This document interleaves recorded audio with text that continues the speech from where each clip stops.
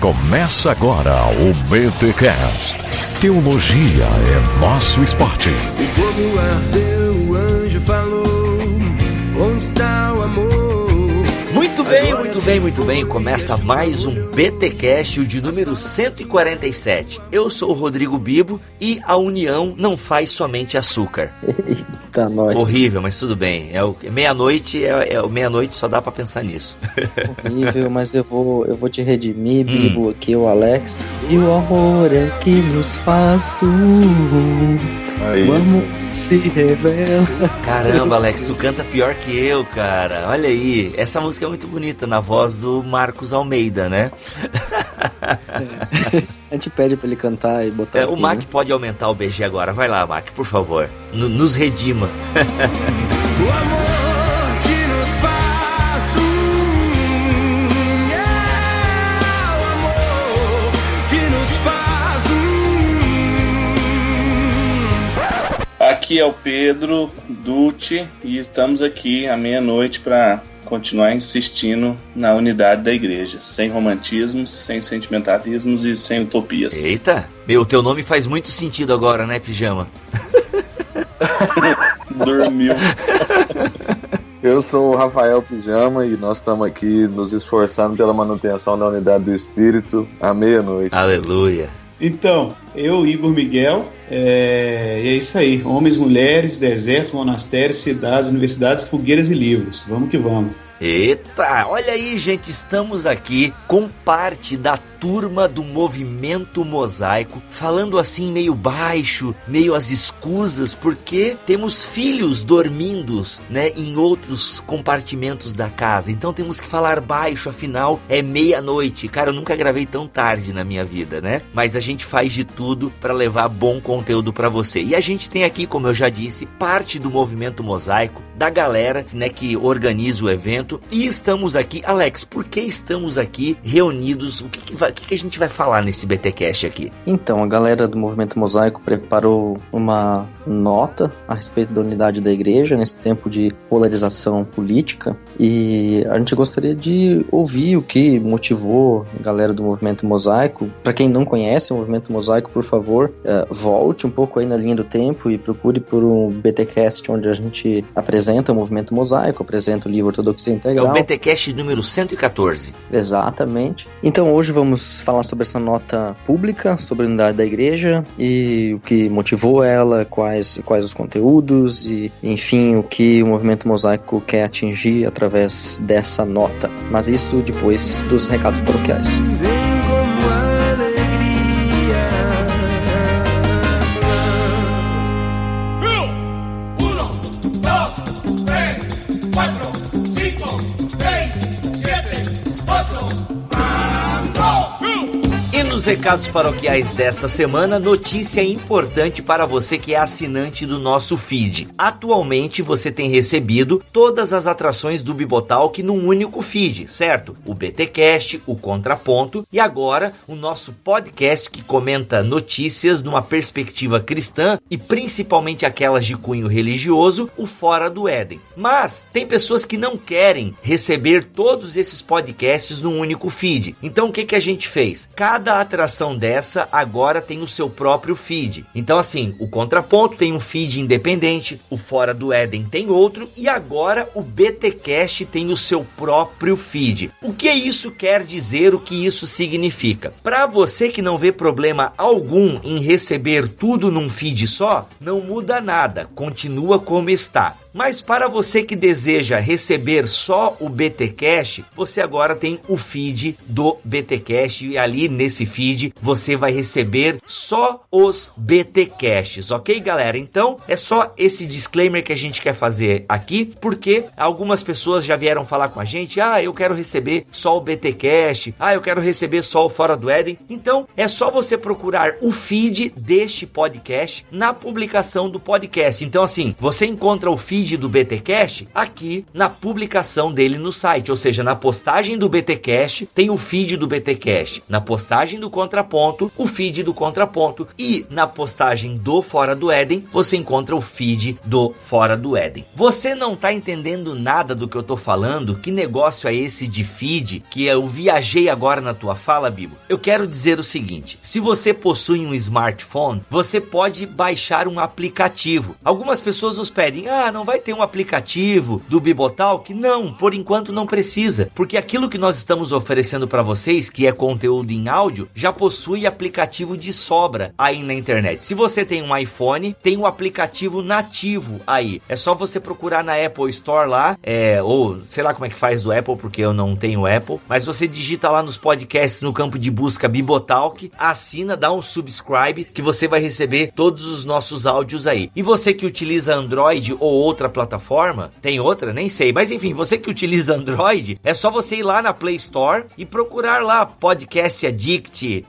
Podkicker, Beyond Pod, enfim, tem uma série de aplicativos para se ouvir podcast. Você vai lá, baixa esse aplicativo gratuitamente, não precisa pagar, deve ter pago, mas tem um monte de bom gratuito. Aí você vai lá em subscribe, digita no search lá Bibotalk, dá um subscribe e você vai estar recebendo no seu celular todas as atrações do Bibotalk. Beleza, galera? É muito bom, é prático ouvir podcast no celular sem precisar clicar em download lá no site. Não, você baixa um aplicativo e é tudo mais fácil, a sua vida fica facilitada com isso, beleza? Outro recado importante é para você que foi nosso mantenedor via PagSeguro. Ué, Bibo, por que você está usando no passado foi? Gente, muitas pessoas nos ajudaram no ano passado, fizeram a assinatura. E como você deve lembrar, a assinatura no PagSeguro, ela dura por 1 ano. Então assim, você precisa renovar manualmente essa assinatura, porque ela não é feita automaticamente. Então muitas assinaturas, elas foram canceladas, né, ou foram expiradas, e aí você precisa renovar. Como é que eu faço essa renovação, Bibo? Basta você entrar no link para se tornar um mantenedor do Bibotalk, que está aqui na postagem deste BTcast, e lá você repete toda a operação. Faz novamente toda a operação que você fez 1 ano atrás. É bem importante, se você quer se tornar um mantenedor, ou se você quer continuar sendo um mantenedor do Bibotalk, é bem importante que você repita essa operação. Beleza, galera? Muito obrigado a todos os mantenedores, graças a vocês a gente tem ido mais longe. E fica aí novamente o apelo: se você quer se tornar um mantenedor do Bibotalk e tem condições para isso, faça, porque a gente consegue fazer muito mais e produzir muito mais para o reino, tendo as devidas condições financeiras, ok? E gente, só uma nota de esclarecimento importantíssimo: a gente deu bastante ênfase no BTcast passado sobre o grupo no WhatsApp,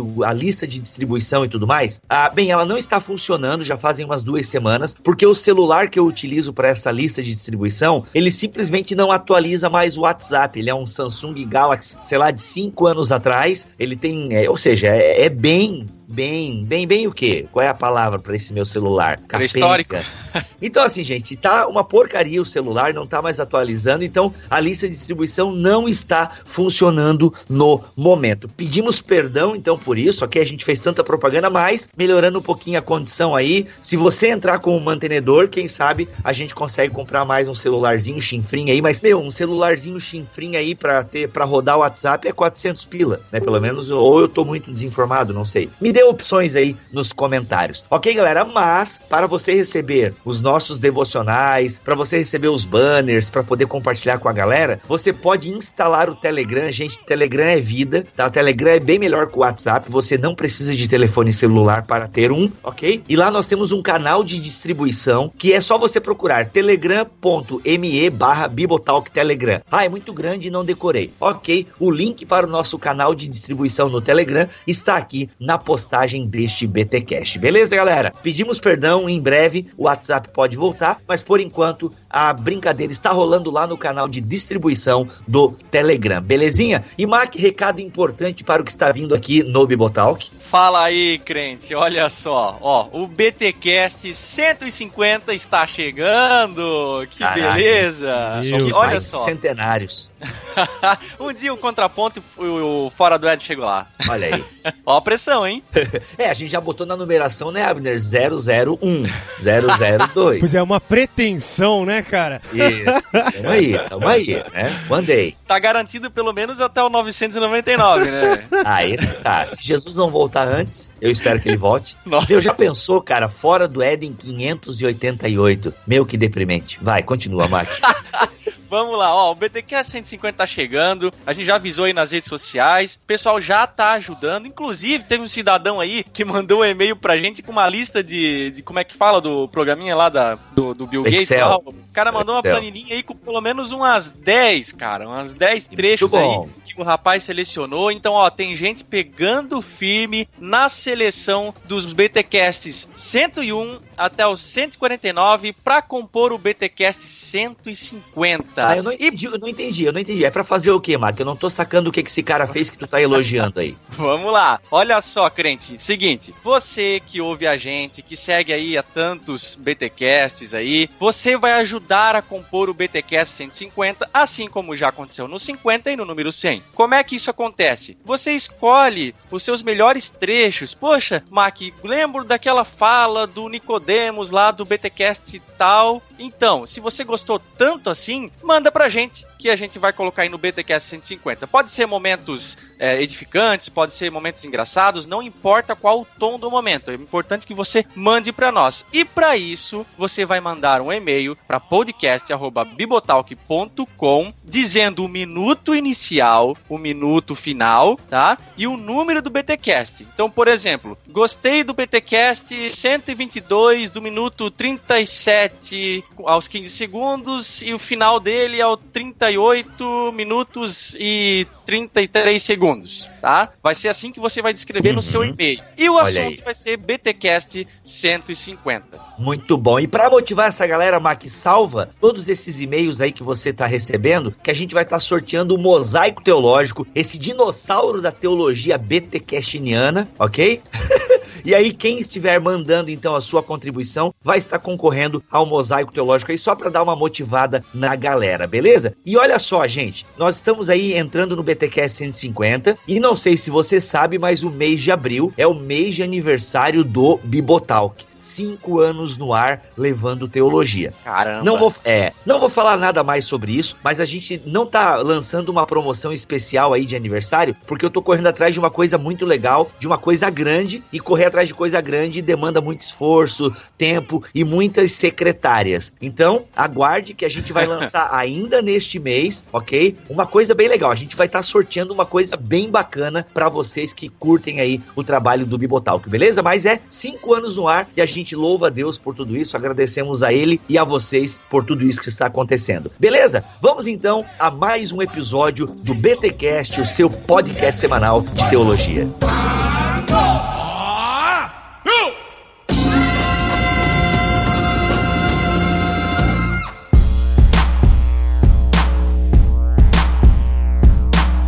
Muito bem, temos aqui então Pedro, Igor e Rafael Pijama. No programa que nós gravamos sobre o movimento Mosaico, quem estava presente foi o Rafael, ou o Pijama. Então vocês dois estiveram aqui. Igor, fala um pouquinho, né? Porque os dois a gente já apresentou lá no programa 114, mas tu é novo aqui no BTcast, até que enfim, né? Eu leio algumas postagens suas aí no Facebook e tal. Quem é Igor Miguel? Então, eu sou pastor da Igreja Esperança. Nós compomos um presbitério de 3 pastores. A nossa comunidade aqui em BH é uma comunidade independente, de confissão reformada, continuista. Opa! Batista. Aleluia! Batista no Credo Batista. Credo Batista. Olha aí. Mas a gente subscreve as formas de unidade continentais, as confissões continentais reformadas, né? Uma coisa meio subversiva, assim, né? Meio reformada ou pós-moderna, pré-moderna. Eu gosto disso. Com tempero... E o Westminster é muito analítica, né? Vocês só não gostam muito dela. Com tempero anglicano na liturgia, é uma salada. Então é isso aí. A gente trabalha também numa ONG, numa organização não governamental, em BH, e a gente está aí caminhando com a turma do Mosaico já tem um tempinho e a gente está aí trabalhando para promover um pouco dessa unidade também. Pijama, o pessoal talvez não queira voltar lá no 114, mas pessoal, volte porque vale muito a pena ouvir o BTcast 114, mas pra galera não parar agora o nosso papo, afinal tá interessado nesse tema, como é que tu definiria o movimento mosaico em algumas palavras, Pijama? Assim, o que o Tico e Teco nesse horário consegue preparar pra nós aí? Com certeza vale a pena voltar lá, inclusive essa é uma ferramenta que a gente tem usado, todo mundo que pergunta o que é um movimento mosaico, que a gente indica o podcast. Olha aí, obrigado. Porque foi a oportunidade de Deus na nossa vida da gente dizer assim, com poucas palavras, mas com um tempo de qualidade, o que é a gente, o que a gente crê, o que Deus deu pra nós. Mas numa frase a gente poderia resumir o mosaico como um movimento relacional de unidade. E a gente usa a palavra relacional antes de unidade de propósito, porque a gente entende que é impossível a gente ter unidade mantendo a multiformidade, mantendo as diferenças, garantindo cada um a expressão da sua própria parte do corpo, só se a gente tiver uma relação muito boa, porque com uma relação boa a gente consegue trabalhar as nossas diferenças. Então a gente crê que a unidade é possível a partir de relações boas, de amizades boas. A gente entende que o reino de Deus é também um reino de amigos, e a gente tem lutado por isso em todo o Brasil, e agora com o Alex lutando sobre isso na Alemanha. Olha aí, temos amigos na Suíça. Caráter internacional, hein? Olha aí. Na Suíça me interessa, hein? Vamos conversar. E é um trabalho invisível, né? Porque cuidar das relações é algo que não dá pra fazer publicidade, não tem como a gente ficar o tempo todo tirando foto falando que nós estamos cuidando de gente. Então o mosaico acontece todo dia, é cuidar de gente, acudir pastor que tá solitário e fazer com que os irmãos não andem mais sozinhos, mas andem de forma junta, coletiva, colegiada, para que ninguém fique doente por solidão. E Pedro, uma das ferramentas que vocês utilizaram para propagar a ideia do movimento mosaico foi o livro Ortodoxia Integral. Fala um pouquinho pra gente aí. Então, tudo que a gente faz, às vezes as pessoas ficam um pouco questionando sobre a parte executiva do mosaico, né? Como é que se dá esse trabalho pela unidade. E tudo que a gente faz, os livros que a gente publica, os eventos que a gente apoia, isso tudo é a ponta de um iceberg que tem uma estrutura profunda escondida, né? Que é essa estrutura relacional. E o Ortodoxia é uma prova disso. Ele não foi um livro assim que a gente pensou na ideia, editou e saiu vendendo. A ideia era mesmo ser um artefato que comunicasse um esforço relacional, de colocar para conversar neocalvinismo, filosofia reformacional e com diálogo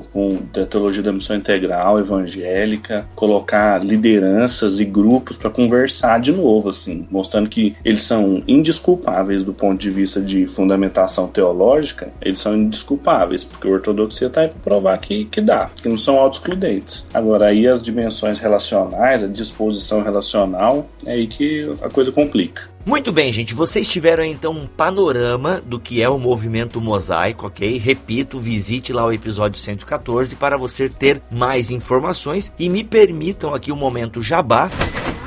Mas nós, aqui na BT Store, vendemos o Ortodoxia Integral, com frete incluso para todo o território nacional, ok? Tem que ter um jabazinho devagarzinho, né? Faz parte.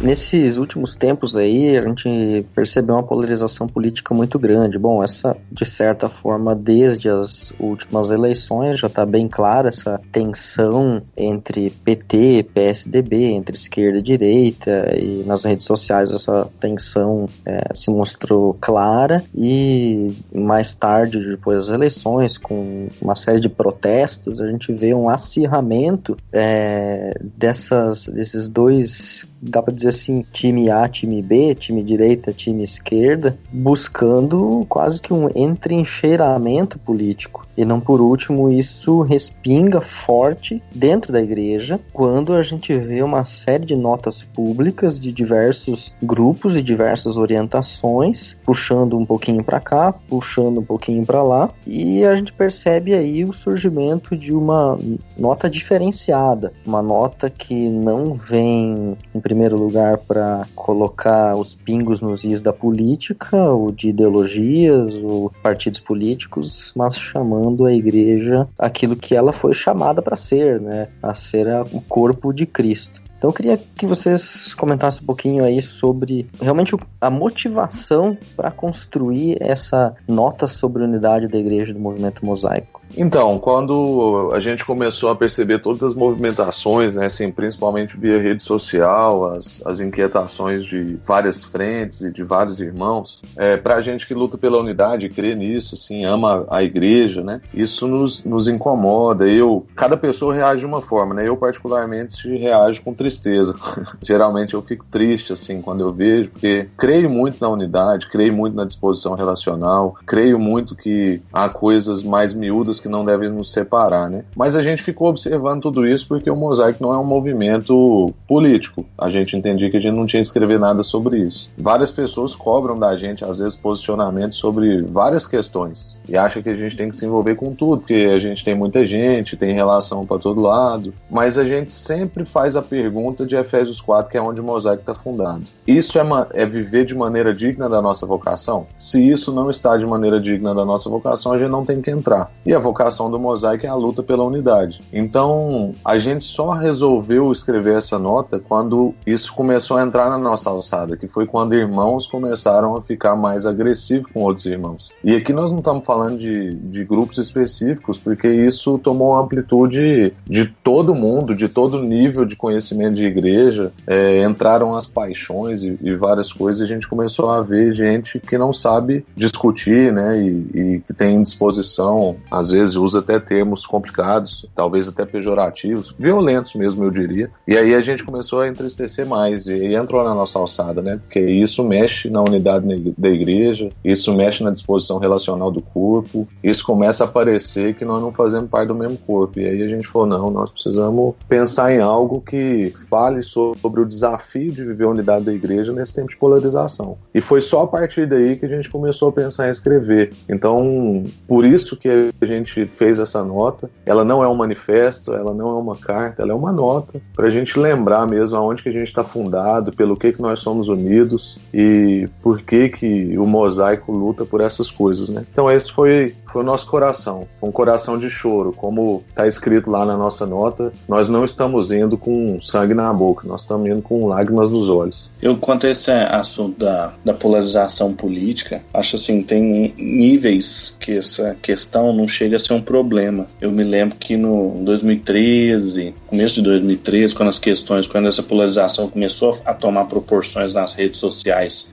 grande, falando de maneira geral da polarização política do Brasil, não tanto o envolvimento da igreja, mas assim, reflexos, né? Eu lembro que saiu uma entrevista com um filósofo francês, na verdade franco-argelino, que é o Jacques Rancière, e ele falava que isso não era um sinal de empobrecimento político de um país, quando essas posições ficavam cada vez mais claras, etc. Era um sinal de avanço, porque o pessoal estava discutindo, e ele valoriza muito, pelo menos a filosofia dele, o dissenso, né? Mais do que o consenso, o dissenso. Isso foi muito norteador, assim, para o Mosaico. Não o Rancière em específico, mas isso que o Rafa falou, de que às vezes a gente não se manifesta com determinadas coisas que fogem ao tema da unidade, pelo simples fato que internamente, nos nossos grupos, nas nossas reuniões, nós temos membros assim de orientações políticas, teológicas, litúrgicas, denominacionais, muito diversos. E o que a gente quer fazer mesmo é manter essa unidade. E eu acho que é o que a gente não faz só retoricamente, a gente não faz só teoricamente, a gente vive essas coisas nas suas intensidades subjetivas e o pau quebra entre nós, assim, mas é sempre no vínculo da paz, através daquilo que Efésios 4 fala. Isso diferencia as nossas articulações, assim, nossas aparições públicas, os eventos que a gente apoia, as coisas que a gente compartilha, a gente sempre pensa como que isso vai cooperar para a unidade. E aí a nota surgiu nesse sentido, nesse contexto.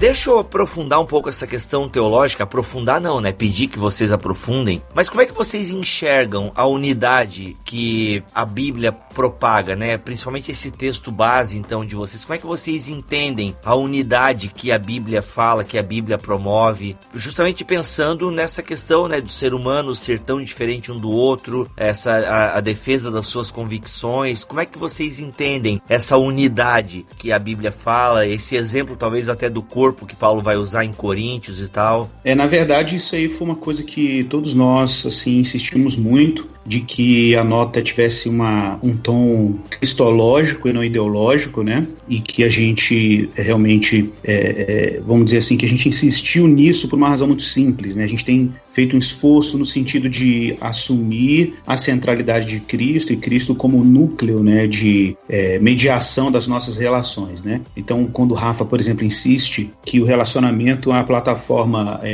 principal na qual a gente tenta construir um relacionamento de unidade em termos de igreja, a gente tem insistido nesse sentido que Cristo, isso Bonhoeffer fala muito, né? Ele retoma a teologia paulina lá, insiste de que a gente não tem o direito de ter uma relação imediata com o nosso irmão, uma relação direta, né? E que se a gente retoma o texto bíblico de Paulo em Efésios, quando diz que a parede de separação que estava entre judeus e gentios, que a inimizade foi desfeita com Cristo na sua cruz, a gente tem que lembrar que o ser humano é portador de uma tensão em relação ao outro, né? E desses momentos em que, de repente, devoções ideológicas ou afinidades partidárias, tudo isso emerge de forma muito intensa, a gente precisa reassumir que a nossa relação enquanto igreja, uns para com os outros, ela é interfaceada pela suficiência de Cristo e a centralidade dele. É isso que faz igreja, né? E é isso que viabiliza o que a gente chama de comunhão dos santos, né? Então, assim, a nota, ela caminha muito a partir desse núcleo de comunhão, a afirmação da centralidade de Cristo. É importante mencionar que Cristo é mencionado na nota não como um Cristo abstrato, né? Isso é bom mencionar, porque tem muita gente que faz essa apropriação de Cristo, né, para algum tipo de viés ideológico. Então, é um Cristo abstraído, né? No nosso caso, é o Cristo das Escrituras, morto, ressuscitado, justificador, né, mediador. Então, a gente está deixando claro que é esse Cristo que é a interface da nossa relação uns com os outros, né? Esse é um ponto realmente que eu acho que é fundamental, assim, na nossa nota aí que foi publicada. Tem uma coisa também que, quando você fez a pergunta, representa bem o que a gente vive aqui. Acho que a imagem bíblica de um corpo é muito ilustrativa para quem está insistindo na unidade. Porque um corpo que é vivo e está se movimentando, ele tem desgaste, né? Na relação das suas partes, assim. É por isso que tem cartilagem entre os ossos. E é para desgastar mesmo. Não existe empenho pela unidade, reunião dos diferentes, ainda que a fé seja a mesma, a centralidade de Cristo, como o Igor colocou bem, tem desgaste. Não tem como a gente fazer uma unidade na paz, no amor, e uma unidade que a gente se priva de olhar para o nosso irmão e falar assim, olha, isso aí é problemático no que você está pensando, como você está se comportando. E isso não é romântico, isso inclusive gera muito esquenta, ferro afiando ferro, desgasta, cartilagem indo embora, mas é muito recompensador ver como que Deus opera no meio dessa multidão de conselhos, e daí vem sabedoria, mas não é nada romântico. E é como o Pijama falou no começo, não dá pra propagar, não dá pra publicar foto, mostrar as reuniões que a gente faz de madrugada, igual essas, como a gente faz diversas com os meninos. Então, na prática, é um contra-ministério, assim, é um contra-método de crescimento de igreja, de popularidade,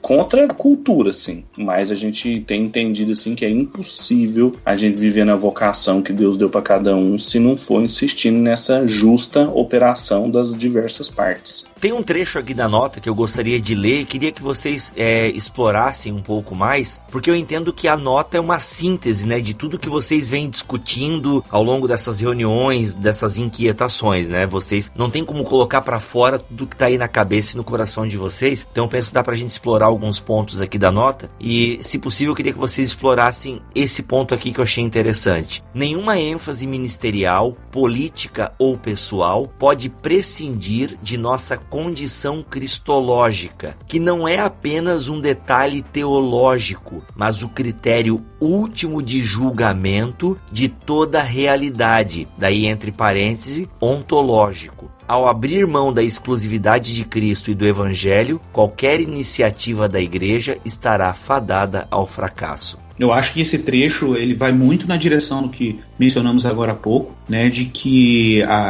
seja lá qual for o tipo de preferência confessional ou de adesão político-ideológica ou questões até da dimensão afetiva, né, a gente pode criar uma adesão afetiva, estética por alguma coisa. A gente tem que sempre deixar claro que adesão é diferente de devoção. O cristianismo não permite uma devoção, não permite que nada se torne absoluto no lugar de Cristo. Se Cristo está sendo cooptado, ou se Cristo está sendo abstraído de quem Ele é ou de como Ele nos foi revelado nas Escrituras, a gente precisa, na verdade, relativizar adesões teológicas, adesões políticas, ou pessoais ou ministeriais, por causa da absoluta centralidade de Cristo, né? Eu acho que esse que é um ponto forte aí do trecho da nota, é que a gente, a partir da afirmação da centralidade de Jesus, a gente não admite nenhum tipo de competição, nenhum tipo de devoção que possa competir com a centralidade de Cristo.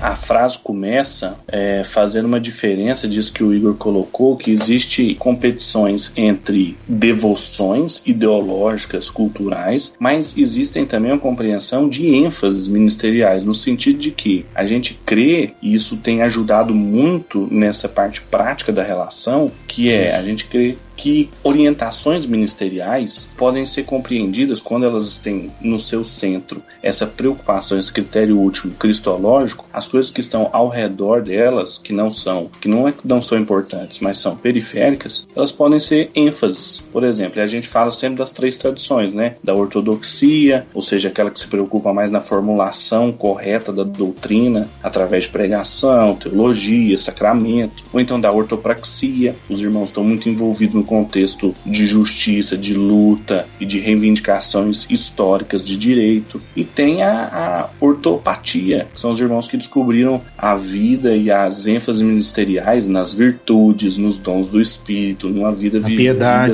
na piedade. A gente não pode olhar para ênfases ministeriais e entender que eles deixaram de ser os nossos irmãos porque é um grupo que valoriza determinados aspectos da fé. Elas são perspectivas e que levam ao mesmo centro. É claro que a gente só vai ter uma compreensão completa do Evangelho e da multiforme graça de Deus quando a gente entender essas 3 perspectivas juntas. Aí, novamente, o texto de Efésios 4 é paradigmático. É a justa operação de todas as partes. Mas eu não posso ignorar os meus irmãos que têm preferências de ênfases ministeriais contextuais, de luta por justiça, e achar que o que eles estão fazendo é menos importante ou mais importante do que aquele que se concentra em formulação técnica correta da doutrina. A gente tem que ver nisso expressões multiformes e ricas de como Deus organizou o seu corpo. Porque um corpo não é um banco de olhos, não é um ossuário, é um corpo. Então, assim, é muito mais cômodo e muito mais fácil a gente viver entre os nossos iguais, que gostam das mesmas coisas, que leem os mesmos autores, que fazem as mesmas coisas. O grande desafio é reconhecer os nossos irmãos em contextos inesperados. A gente sempre gosta de lembrar de um trecho do livro do Tim Keller, né, do Timothy Keller, que é a Igreja Centrada, que ele insiste em dizer que a gente não pode confundir os efeitos do Evangelho com o Evangelho mesmo, né? Exatamente. E essa é uma tendência mesmo, uma tendência da gente criar uma preciosidade ou uma preferência por determinados aspectos que são efeitos do Evangelho, e a gente achar que vamos fazer unidade porque se a gente for todo mundo uma igreja que dá ênfase missionária, nós vamos chegar a uma unidade. A gente vai colocar a doutrina na gaveta e vai ficar todo mundo preocupado com missão. Ou se de repente vamos botar a doutrina na gaveta e vamos nos preocupar com a justiça pública, a justiça social. Vamos botar a doutrina e Cristo um pouco na gaveta, vamos concentrar as nossas ações e conseguir unidade, por uma adesão coletiva em cima de determinada tradição política. Essa é uma grande armadilha. É quando a gente troca o efeito do Evangelho pelo Evangelho mesmo. Na verdade, o núcleo de identidade ou de qualquer movimento de unidade cristão tem que ser radicado em Cristo como o Evangelho o anunciou. Do contrário, a gente vai de novo cair nessa armadilha de tentar construir unidade em cima dos efeitos efeitos ao invés da causa, né? Esse é um ponto importante da gente mencionar aqui. Justamente, e nesse ponto, né, sobre a pergunta, que é a última afirmação desse ponto, que é ao abrir mão da exclusividade de Cristo e do Evangelho, qualquer iniciativa da igreja estará fadada ao fracasso, é justamente por conta da onde a gente entende que está fundado na carta de Efésios, porque a carta de Efésios é uma carta de Paulo à igreja para falar sobre identidade de natureza e função. Então, quando a gente fala de identidade e natureza, isso tudo está em Cristo. É por isso que no início do texto ele vai dizendo que há um só Senhor, um só Deus e Pai de todos, nós estamos ligados nele, ele é tudo em todos e tudo é por causa dele, por ele, para ele. E então tudo que está fora disso não é aquilo que Deus está propondo para nós como unidade do corpo. Até porque o corpo é o corpo do Cristo, né? Ele é o cabeça. Então nós estamos fundados nele, arraigados nele, é sobre ele, fora dele realmente não há como fazer nada. Por isso que há esse princípio aí do primeiro ponto.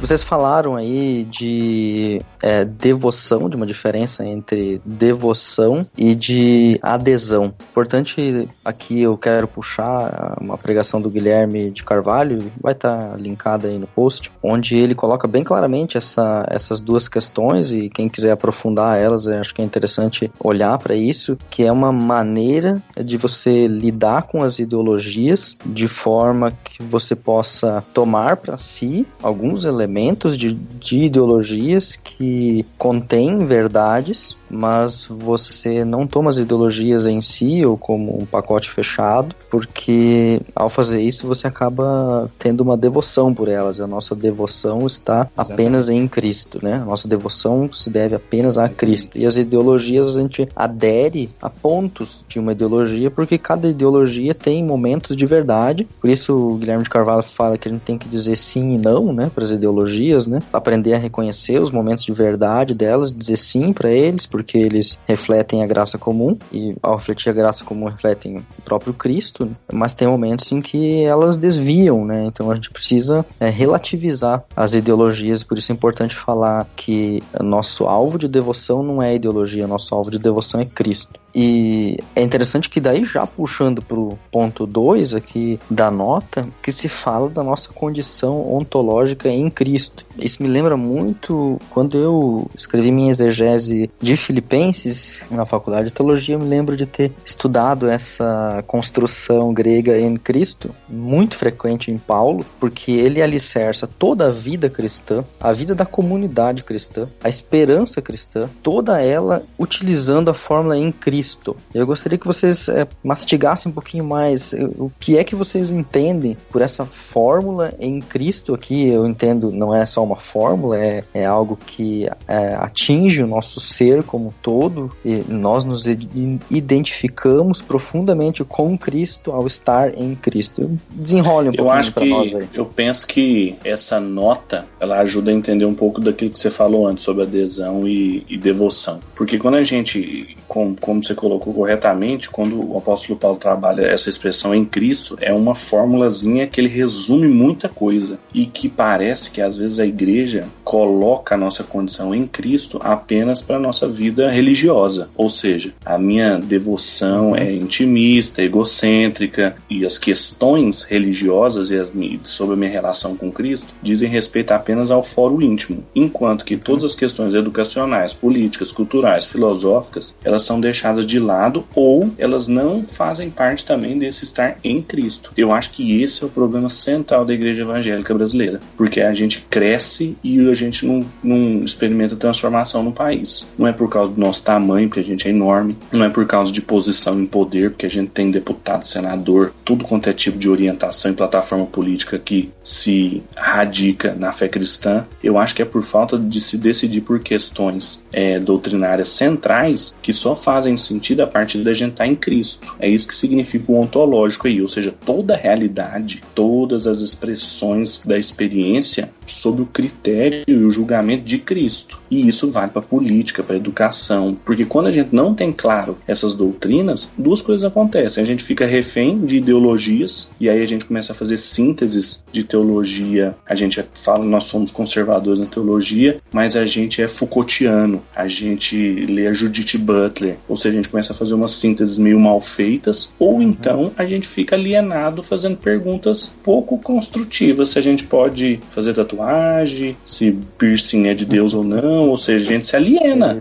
Então, eu acho que é uma questão de decidir-se por pontos doutrinários centrais, e a fórmula em Cristo, ela não vale só para nossa religiosidade e nossa experiência pessoal, ela tem dimensões públicas, ela tem dimensões estéticas, ela tem dimensões lógicas, ou seja, ela é ontológica, ela diz sobre toda a realidade.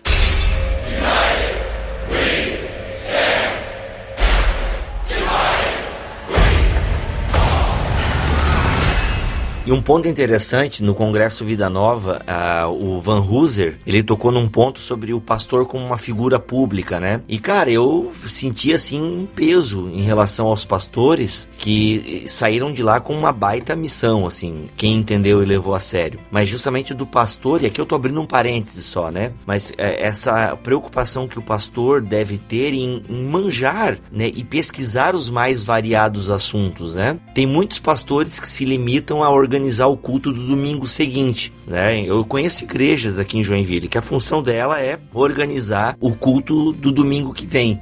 Inclusive o estar em Cristo para essas igrejas é estar na igreja, né? É uma questão assim só de cunho eclesiológico e tal, sem todas essas dimensões. E na minha igreja e na minha igreja local. Sim, acho que estar em Cristo é estar na igreja mesmo, né? Só que o cara geralmente tá falando do lugar de Isso, justamente. Esse é o ponto. É uma coisa muito eclesiológica local ali, a minha denominação. E, cara, e aí se perde essa dimensão pública da teologia, né? E por dimensão pública, o pastor deve estar antenado em essas coisas, sabe, nessas coisas. E, claro, que aí a gente vive uma crise bem maior, né? Porque o cara mal sabe teologia, aí pedir que o cara vai estudar ainda outras coisas, né? Mas aí a gente percebe a necessidade, e claro, aqui a gente ampliaria a discussão até para a formação dos seminários de teologia, né? Porque, como foi dito até lá no Congresso Vida Nova, os seminários de teologia hoje em dia estão preparando os obreiros para a década de 80, né? Tipo, porque o cara sai de lá, ok, ele fica um bom pastor para pastorear igrejas na década de 80, né? Hoje em dia a coisa tá mais plural, a teologia tem que ser mais pública, né? E, enfim, só quis abrir esse parênteses aí para ver essa necessidade, né? De que o estar em Cristo é uma coisa muito ampla e exige essa necessidade da gente estar antenado, né? No mundo que a gente vive. Que é um baita desafio. Eu só queria... Eu não sei se o ouvinte vai fazer a conexão do que é teologia pública. Faz, se quiser fazer um disclaimerzinho. Ah, tá. O Igor podia fazer, né? Porque o Igor, ele dá aula desse negócio aí. Ah, show de bola. Na verdade, o livro do Van Hooser, ele...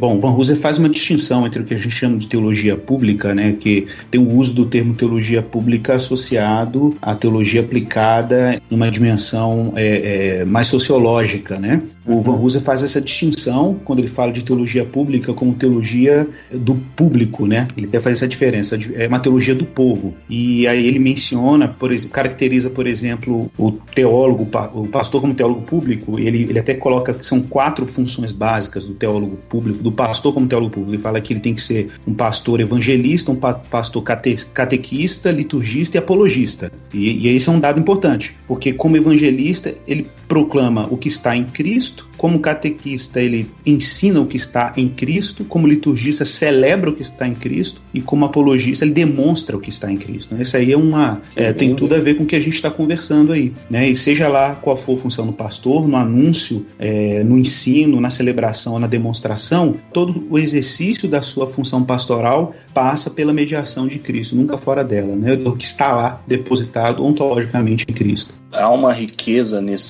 na abordagem que o Van Hooser trabalha no livro, e assim, eu ainda não terminei a leitura, mas já é um dos meus favoritos em questão ministerial, é como ele encara, porque fica parecendo assim, o teólogo como uma figura pública, ou seja, aquele muito acadêmico, muito centrado apenas em questões teóricas e preocupado apenas com responder teoricamente as questões da época, mas ele bate muito na tecla de ser um pregador, de ser alguém com experiências locais, uma liderança pungente, ou seja, ele começa o livro falando isso. Olha, ser um acadêmico é uma coisa mais ou menos fácil, você precisa ler e escrever. E é um mundo pequeno, é um ciclo de pessoas muito pequeno, agora ser um pastor exige muito mais que isso, um pastor com todas essas atribuições que o Igor colocou. Então isso é muito rico e é exatamente isso, Bibo. Coloca uma responsabilidade do ministério pastoral, coloca ele numa dimensão pública muito maior, que eu acho que também tem a ver com isso que a gente está discutindo no contexto social do Brasil, etc.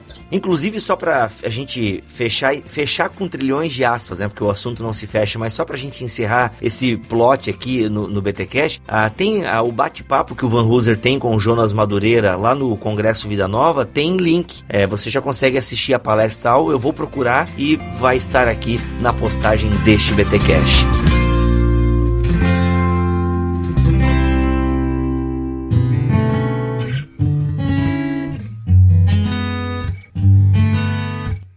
Tem ainda uma questão que é subsequente dessa ideia de estar em Cristo, que a gente também tentou trabalhar, deixar claro na nota, que é o segundo ponto, ou seja, que estar em Cristo também é condição de possibilidade para a nossa comunhão com os nossos irmãos. Porque justamente se existe a possibilidade de diferentes expressões da graça de Deus e também desses indivíduos fazerem opções culturais e contextuais muito específicas, é preciso um ponto unificador que diz a respeito da nossa comunhão. E novamente esse ponto é estar em Cristo. Cristo é o critério que faz com que eu não engula o meu irmão, que o Bonhoeffer falava e enfatizou isso tanto em Vida em Comunhão, né? Um livro fantástico sobre isso, de que a única forma de eu me relacionar com o próximo, de que eu não engula com os meus desejos, com as minhas vontades, é eu relacionar em Cristo. A mediação ser feita em Cristo. Então, Cristo não é só o único mediador entre Deus e os homens, mas ele é o único mediador entre homens e homens também. E isso tem que ficar claro, porque isso nos dá base para duas coisas. Primeiro, para eu não desconfiar da fé de um irmão que tem ênfases pessoais ou ministeriais um pouco diferentes das minhas, e também me dá base para que eu possa, a partir de Cristo e a partir desse critério, insistir em apologética, insistir em crítica relacional, olhando no olho dele e falar assim, olha, isso aí que você está fazendo está extrapolando um pouco os limites da fé, isso que você está falando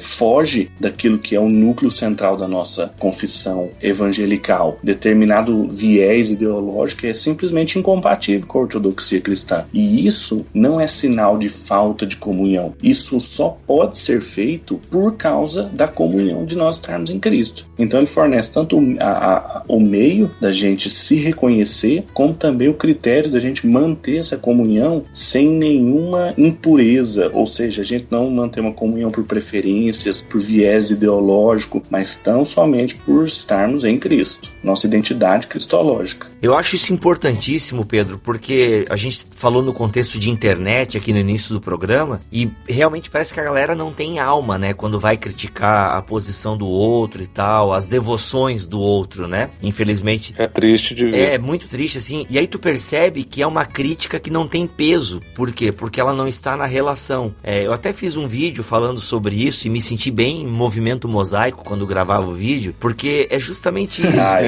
Olha aí. Não, mas cara, é que assim, ó, não tem sentido você admoestar uma pessoa sem a relação, sabe? Quando você vai lá e você vai criticar duramente uma pessoa sem se relacionar com ela, a pessoa não vai dar a mínima pra aquilo, porque, quem é esse cara? Que esse cara tá falando? Diferente se eu tenho uma relação com a pessoa. Por exemplo, eu vivenciei isso tempos atrás, né? É um cara que eu só tenho amizade virtual com ele, encontrei ele uma única vez na minha vida e tal, mas a gente desenvolveu uma amizade virtual e tal, beleza. E, poxa, ele é um cara que tem, né, posições bem firmes e tal, e e critica aquela coisa toda, beleza. Só que assim, teve uma crítica que ele fez que eu achei assim totalmente descabida, e é justamente nesse contexto de política, criticando alguém e a sua posição política, sabe? Beleza, eu penso que ele pode criticar a posição política do outro no diálogo, mas ele foi chulo na maneira com que ele fez a crítica. Cara, na hora, peguei o WhatsApp e falei assim, cara, tu não precisa disso, sabe? Poxa, pra que tu foi falar aquilo do cara? Pô, tu fez acusações sérias ali, né? Tu não tem como provar e tal. Poxa, cara, eu achei que o teu post foi bem desnecessário e tal. Por que ele me ouviu? Porque a gente teve uma relação, e essa relação em Cristo. Se eu não tivesse uma relação com ele, cara, ele ia ouvir o meu áudio ali e falar,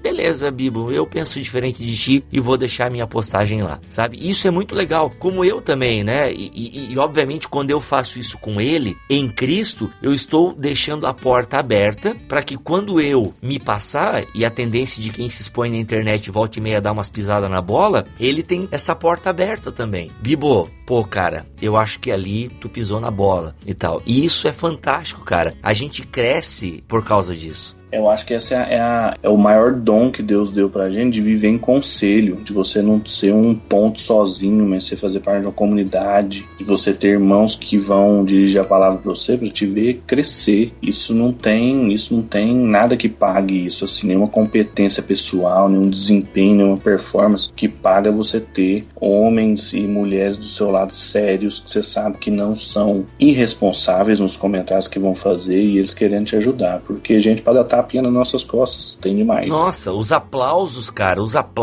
eles mais nos afundam do que nos levantam, porque eu até digo assim, que a galera que tem muitos aplausos na internet, aquela coisa toda, ele vai criando uma piscina de Narciso, né? Ele vai criando um rio, e aí ele vai começar a se enxergar ali e vai se afundar, né? Procure o mito de Narciso aí que você vai entender a referência. E isso é o problema, sabe, cara? Muitas palmas, muitos elogios. A gente até falou já num BTcast antigo sobre o orgulho, e a gente recebe muitos elogios pelo trabalho que a gente desenvolve na internet, mas como eles podem ser perigosos, né? E só que assim, eu acho que o Bibotalk só não se afunda no ego e no orgulho porque a gente tem uma equipe muito bacana que não deixa isso acontecer. Eu fico pensando, se o Bibotalk fosse só eu e o Alex, ou só o Alex e mais outro, a tendência de se afundar é muito grande, porque daí muita gente batendo palma, aí quando alguém vai fazer uma crítica, isso aí é um panaca, isso aí não sei o que lá, e cara, isso é muito perigoso, muito perigoso.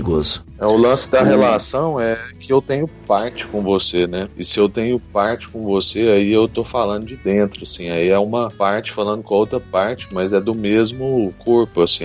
Sim, fantástico isso. E aí você ganha autoridade porque você está dentro da relação. Aquilo ali tá te custando tempo, empenho, afeto, oração. E isso é que dá o sentido da exortação. Inclusive, é por isso que você não exortou esse irmão, talvez publicamente, mas você fez ele via WhatsApp. Sim, claro. Porque talvez se você não tivesse essa relação, você não teria o pudor de ir lá publicamente e fazer isso, assim, talvez até de forma sem ser didática.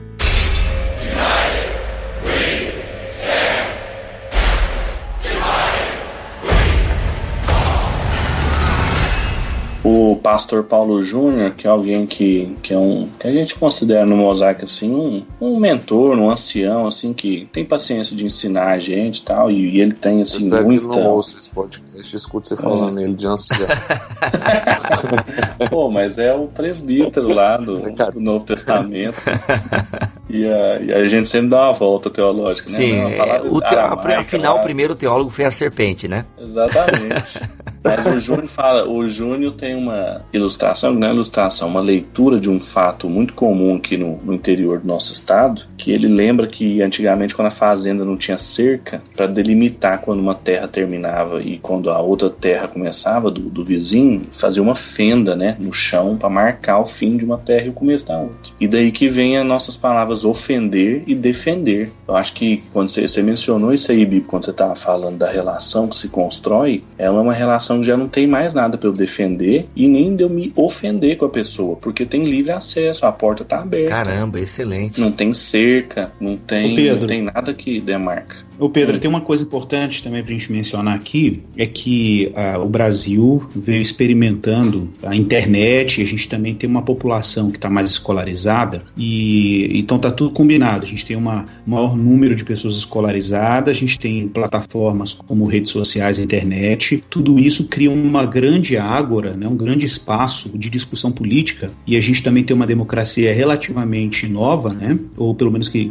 ela começa a dar cara de democracia agora, e parece que o brasileiro está entrando num terreno meio desconhecido, então as pessoas não sabem como se portar num debate político também. Então, por exemplo, é muito comum a gente perceber as pessoas, por exemplo, se emite uma opinião crítica a respeito de determinado ponto de vista político, as pessoas encarnam aquilo como se você estivesse dirigindo uma crítica a uma determinada pessoa. Então, há uma dificuldade de separar que a crítica está sendo dirigida a uma ideia e não a um indivíduo, né? Isso é muito recorrente em redes sociais. E aí as pessoas entram de forma muito passional nas discussões, as pessoas entram de forma muito intensa, né? E não conseguem ter esse discernimento. Porque, claro, a gente também não está falando aqui que a postura do cristão diante de temas políticos é uma postura apolítica, né? De maneira nenhuma. O que a gente está dizendo é que na hora da discussão política que é necessária, né, a gente precisa considerar sempre, repito, a gente está reafirmando também a mediação de Jesus nessa relação, que é um ponto que a gente não pode deixar escapar. Isso que o Igor falou é muito importante. Tem um amigo nosso do Mosaico que ele diz que todas as discussões, não só as políticas, entre nós, né, que somos um povo novo, o brasileiro, ela é como se fosse uma discussão de futebol. É o meu time contra o seu. E aí fica um negócio muito apaixonado, acalorado, e a gente até às vezes deixa de discutir o que a gente estava discutindo pra gente ficar brigando. E aí às vezes você pode trazer assim livros e livros, argumentos e argumentos, e o cara fala, não, mas eu li um dia uma frase num site que diz que não era assim, e ponto, porque é um lance quase igual ele brinca, de futebol, meu time contra o seu. É sempre o versus, né? Nunca é o E, é sempre o versus. É bem triste isso. Agora também eu acho que assim, não sei, olhando para o cenário, só para dar uma fechadinha aqui, eu não sei o que vocês acham, mas parece que a gente está diante de um cenário que a igreja está meio que sendo pressionada também a se posicionar. Pensa que a gente não tinha esse tipo de debate no ambiente da igreja, a gente não tinha esse tipo de debate a partir da igreja. Então, me parece que, de alguma maneira, Deus está usando a história de forma providencial mais uma vez para pressionar a igreja a assumir a sua devoção sob o senhorio de Jesus e os desdobramentos da afirmação desse senhorio na esfera, por exemplo, pública, na esfera da sociedade, na esfera política, né? Então a gente precisa também ter essa sensibilidade de que, eu já vejo muita gente falando assim, vamos parar de discutir política e vamos evangelizar. Sim, claro, vamos evangelizar, mas você não precisa fazer um evangelizar ou, né? Vamos fazer evangelizar e. Então é importante também a gente, né, pensar nisso, que a igreja tem uma função pública sim, ela tá aí para salgar mesmo, tá aí para iluminar o mundo, né? E é justamente por causa dessa timidez, às vezes, de se posicionar em termos públicos, que a gente acaba criando um ambiente que favorece determinadas ideologias. A pessoa não tem uma explicação cristã de como ele deve pensar a sociedade, ele vai encontrar essa explicação onde? Numa ideologia secular. Vai encontrar essa explicação numa ideologia que, às vezes, é materialista histórica, hiperindividualista, não importa. Mas é falta também de educação política cristã, vamos dizer assim, né? Eu acho que a gente teve um gap muito grande de defesa, né? Houve um tempo onde a igreja tinha que ficar se posicionando o tempo todo, mas depois houve um tempo de, não sei se eu chamaria nem de descanso, mas houve um tempo de silêncio, de gap, e agora a gente está tendo que rever isso, né? Então não é nem que a igreja não precisava se posicionar, a nossa igreja não precisava, né? Mas nossos irmãos aí antepassados já precisaram se posicionar, às vezes até mais drasticamente que a gente, mais incisivamente que a gente, e nem tinha esse campo que nós temos hoje virtual, né? Então nós estamos tendo que reaprender mesmo a se posicionar em amor, mas se posicionar.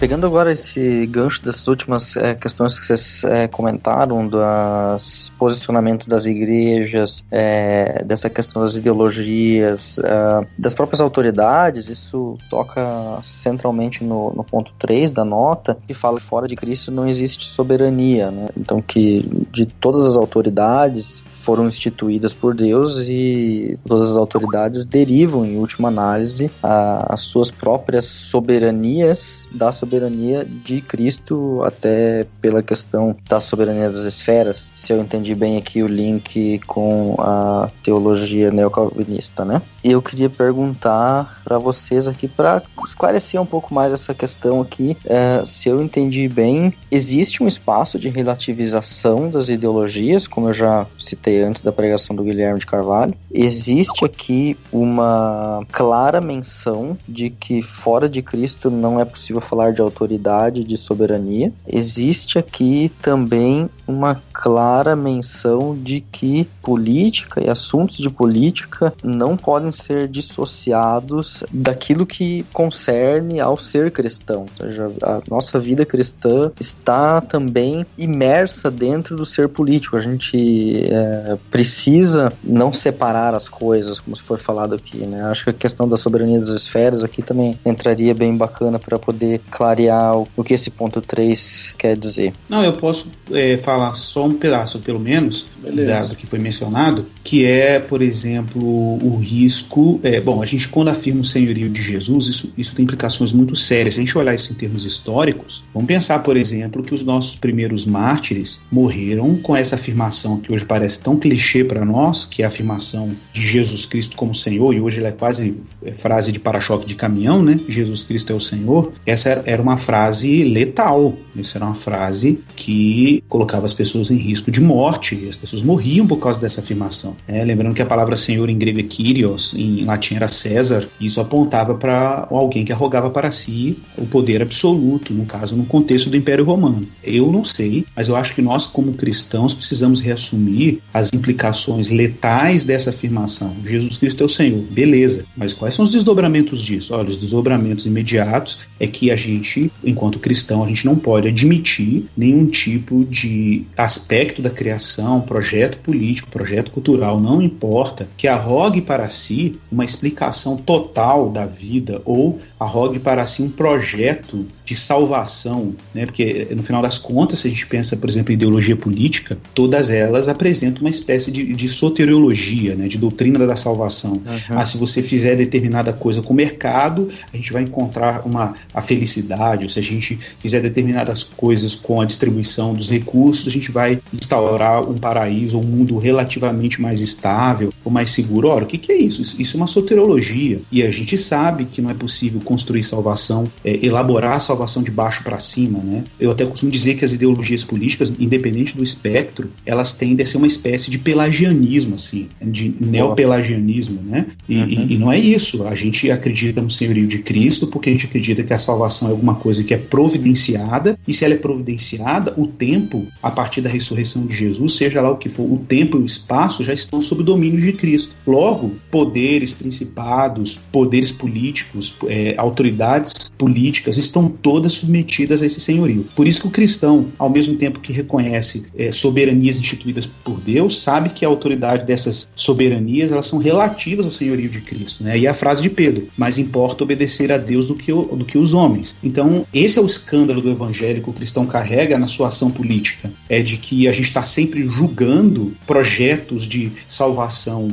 de qualquer natureza e de qualquer origem, ao mesmo tempo que a gente reconhece que existem ali elementos da graça de Deus presentes nessas tentativas, né, nesse esforço humano para trazer algum tipo de justiça, algum tipo de retidão. Entretanto, por outro lado, a gente vai insistir nisso, insistimos que Cristo está onipresente, não tem nada que fique ileso diante do senhorio dele, logo a gente não pode ter nenhum tipo de devoção temporal. A nossa devoção tem que sempre ser raptada ou captada para o eterno, né? E talvez essa deve ser uma das coisas mais ricas que tem uma visão de mundo assim cristocêntrica, né? Porque ao invés do cristianismo limitar a visão do indivíduo que passa a ter fé em Cristo, ela faz ampliar e enriquecer o modo como ele enxerga a realidade. Ao invés de ele encontrar de modo exclusivo em um elemento só da realidade ou um elemento da experiência dele aquilo que vai trazer redenção para ele, seja redenção política, estética, histórica, o que ele faz é encontrar bondade e beleza da criação de Deus em toda a criação de Deus, mas não se deixar render a ela. Isso é muito muito interessante, porque isso amplia a presença do cristão no mundo, mantendo ele fiel somente a Cristo e fazendo com que as ideologias tenham um peso relativo frente à fé dele. Isso torna a posição muito mais complicada, porque a gente não fecha com pacotes seculares, mas por outro lado também a gente sabe identificar as riquezas de cada um desses aspectos e as pobrezas dele também, que precisam ser supridas e que em última instância dizem respeito ao processo de redenção que Deus está conduzindo de todas as coisas a partir de Cristo.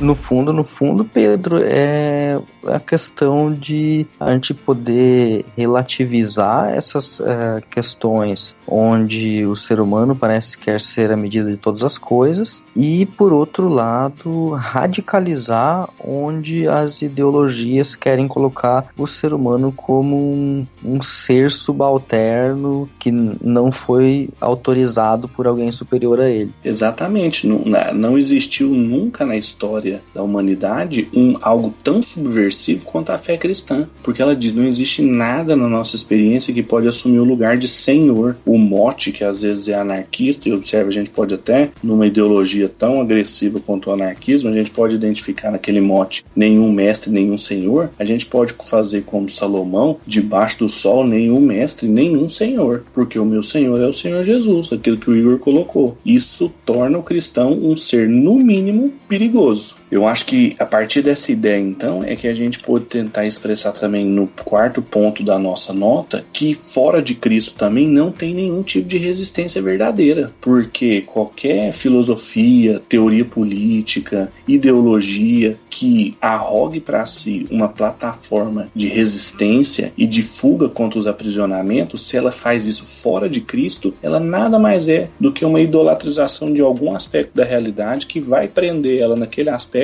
e não vai conseguir produzir resistência. Ou seja, a resistência, e no caso da circunstância em que a gente publicou a nota, a resistência política, elas também só pode acontecer em Cristo. A comunhão em Cristo, a identidade pessoal em Cristo, a soberania de Cristo, e aí a resistência. A gente identificar quando que existe alguma dinâmica, algum processo, algum indivíduo na realidade que quer arrogar para si o lugar que só Cristo pode ocupar. Quando isso acontece, a igreja é a consciência de resistência do mundo e ela tem que se levantar, ela não pode ficar calada. Dentro disso que vocês estão falando, eu posso entender aquela ideia de que a igreja, no fundo, ela é sempre uma oposição? Como é que vocês entendem isso? A gente pode dizer que sim.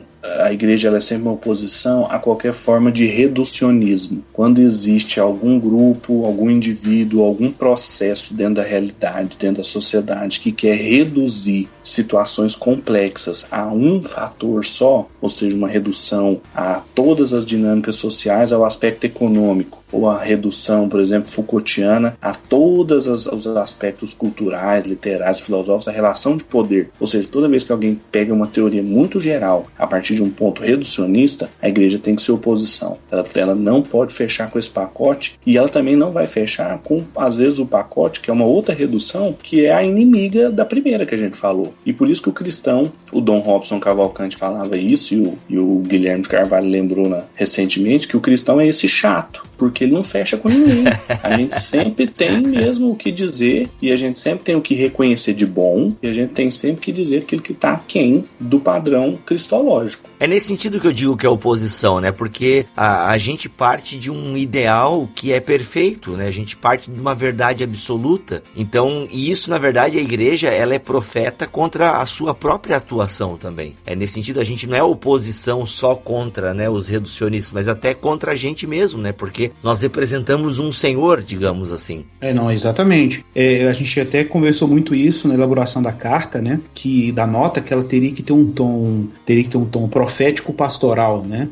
No sentido de que a gente deixa claro que a igreja ela tem essa face pastoral, em que ela tem uma preocupação de arrebanhar, de conciliar, de conectar as pessoas, mas ela tem uma faceta profética, né? Uma faceta de denúncia, de exposição dos ídolos no seu tempo, né? E a nota ela deixa isso bem claro, assim, que apesar, né, de a gente assumir um tom conciliatório, esse tom conciliatório não desqualifica o elemento profético da igreja. A igreja está sempre sendo vocacionada por Deus e convocada pelo Espírito Santo, né, a discernir os ídolos do seu tempo. E é quase uma capacidade paulina, assim, de olhar para os altares de Atenas e no meio de tantos altares, reconhecer os altares falsos e destacar aquele que representa o nosso Deus, né, o Deus desconhecido, no caso da experiência paulina em Atenas. Eu acho que essa postura diante do mundo, de olhar para a cultura, reconhecer que podem ter elementos ali de verdade, elementos que são falsos, que compõem muito o papel da igreja no tempo que a gente está vivendo. Por isso que é necessária essa sensibilidade, né, da gente ao mesmo tempo se mobilizar por uma unidade e manter o tom profético, o tom de denúncia também, deixando claro que o senhorio é só de Jesus. Justamente, assim, Deus, ele é, como a gente já afirmou aqui, como ele é tudo em todos, né, nós estamos falando nós somos filhos daquele que é pleno. Então acho que é por isso que tudo que a gente olha, a gente tem que olhar já com um senso de denúncia em relação a essa questão do reducionismo, porque tudo que a gente olha que for construído por homens vai faltar, porque a gente entende que pleno é só aquele que nos formou, e a gente tem que buscar justamente essa plenitude, a expansão dos conceitos, a expansão do que está sendo apresentado. Isso inclusive tem tudo a ver com o que o Mosaico está trabalhando agora, nessa direção de trabalhar o conceito de muitas riquezas e muitas pobrezas, para a gente entender que a gente pode trabalhar um conceito mais rico de rico, um conceito mais rico de pobre também. A gente entender que existem vários tipos de pobreza e vários tipos de riqueza, e nós não precisamos ficar presos só à questão monetária, porque existe riqueza afetiva, existe riqueza artística, riqueza estética, riqueza linguística, e existe pobre para todas essas áreas, e é por isso que a dinâmica da igreja é na função de cada parte, porque cada parte pobre vai ser suprida pela parte rica, e cada parte rica só encontra sentido no suprimento da parte que é pobre daquilo que ele é rico, né? Então é sempre assim, essa luta da igreja, essa luta nossa por expansão de conceito, não reducionismo, e nesse ponto realmente a gente é oposição ao reducionismo, porque nós somos filhos daquele que é pleno, ele é tudo, né? E a gente não pode diminuir isso.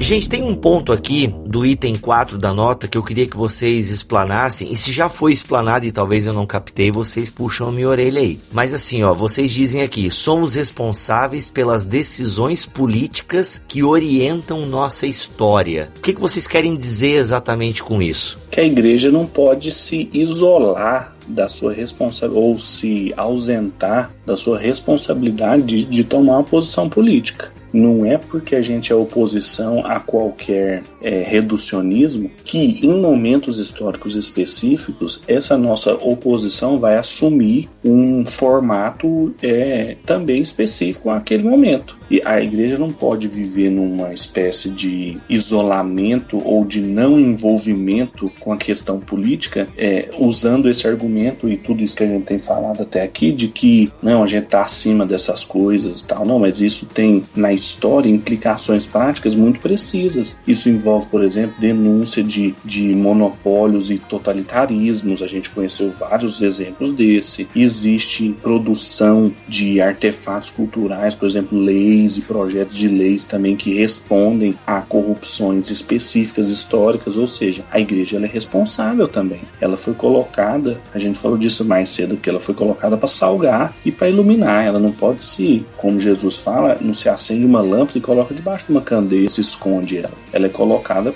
ela tem que servir, ela tem que exercer esse papel público dela de consciência soberana, porque ela é a única que sabe quem é o verdadeiro soberano sobre todas as coisas. Jesus, quando entrou, o Guilherme lembrou disso, Jesus, quando ele entrou em Jerusalém, sendo o rei de Jerusalém não sabia. Mas não tem problema, os discípulos sabiam, Jesus sabia e tinha que acontecer historicamente. A igreja também sabe quem que é o Senhor da história. Ela não pode se ausentar e numa indiferença política deixar o mundo pegar fogo, enquanto ela sabe que depois ela vai ser levada para um reino fora do tempo e do espaço e que nada disso é importante. Nada disso. O projeto é a Nova Jerusalém vindo para cá. Isso mostra que todas as nossas ações históricas têm implicações eternas para aquilo que vai acontecer aqui.